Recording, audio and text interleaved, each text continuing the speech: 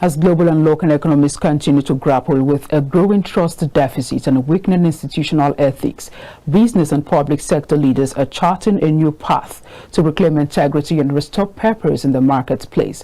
This time, the faith community is taking the lead, driven conversations on how moral renewal can help rebuild Nigeria's economy and strengthen the nation's value system. Our correspondent has more on this story.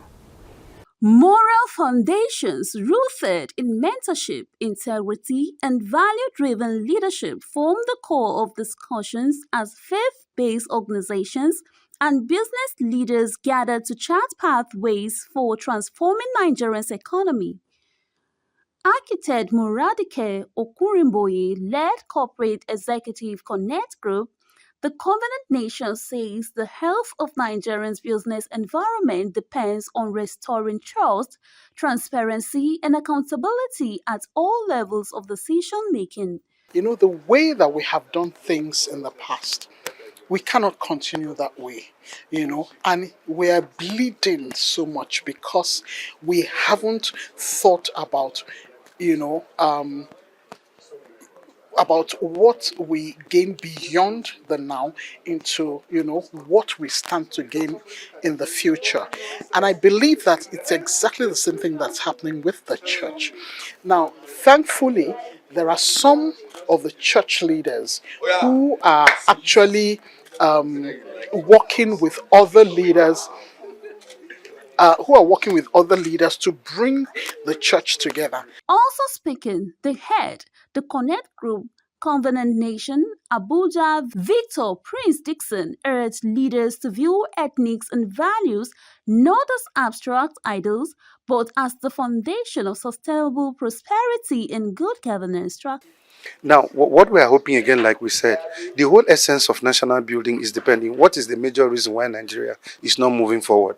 Is because we are not bringing integrity, values, and humanity to the table. We have budget, but the budget are not used properly. We have people that have been assigned or that have won election, but they are not representing the people properly. So what we are only advocating for one thing is we want to build good Nigerians. We know that good Nigerians will build a good Nigeria.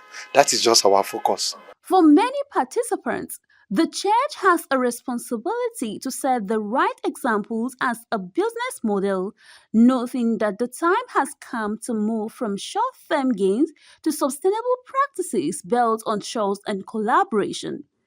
And as Christians who have come to this light and who are doing business on Christian values, it is important that we democratize this mindset across different sectors. And that's why we have invited people today, people who are leading systems as well. So what we are doing is strategically and intentionally curating, penetrating systems by raising the next generation of people who do businesses or people already doing business. But of course now, in accordance with the values that align with us as Christians, number one, and values that can, rebuild or transform our nation and the continent of Africa.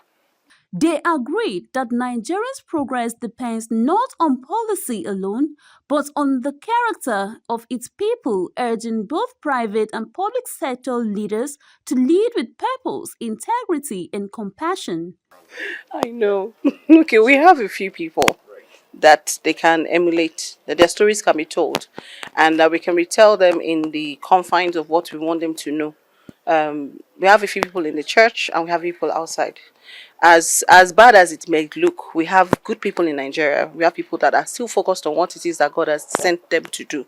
I feel that we just need to make a deliberate effort in picking them out and using them as templates of what it is to work with integrity and, all the elements that will make the nation great again. So it's possible. Yes, we do have people. The Business Roundtable on Leading with Purpose, Reclaiming the Soul of the Marketplace, held in Abuja, brought together corporate executives, policy makers, and faith leaders to explore practical steps for restoring ethics, accountability, and value-based leadership in Nigeria's public and private sectors.